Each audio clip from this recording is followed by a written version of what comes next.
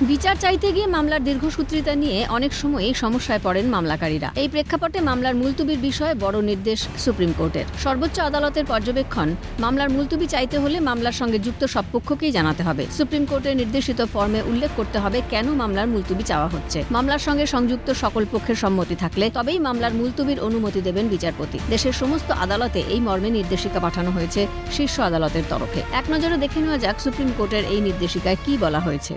মামলার মুলতুবির জন্য সর্বোচ্চ আদালত একটি নির্দিষ্ট ফর্ম প্রকাশ করেছে। ওই ফর্মে নির্ধারিত বিষয়গুলি উল্লেখ করে মামলার সঙ্গে সংযুক্ত সব পক্ষকে দিতে হবে। যিনি মামলার মুলতুবি চাইছেন সেই পক্ষকেই এই ফর্ম ফিল আপ করে সংযুক্ত সকল পক্ষের কাছ থেকে স্বাক্ষর নিতে হবে। মামলার সঙ্গে সংযুক্ত কোনো পক্ষের যদি অমত থাকে তাহলে বিচারপতি মুলতুবি নাও করতে পারেন। এর কোনো নতুন কথা নয়, এই কথা চিরকালই বিচারপতিরা বলেন, সবসময়ই বলেন। এটা তো নির্দিষ্টতা দিয়ে ঠিক করা যায় না। মামলা অ্যাডজয়েন্ট হয় অনেক অসুবিধে থাকলে পরে, যে কেউ নিজের খেয়াল খুশিতে মামলা অ্যাডজয়েন্ট করে না। এটা বলতে হয় সুপ্রিম কোর্ট বলেছেন এই আর।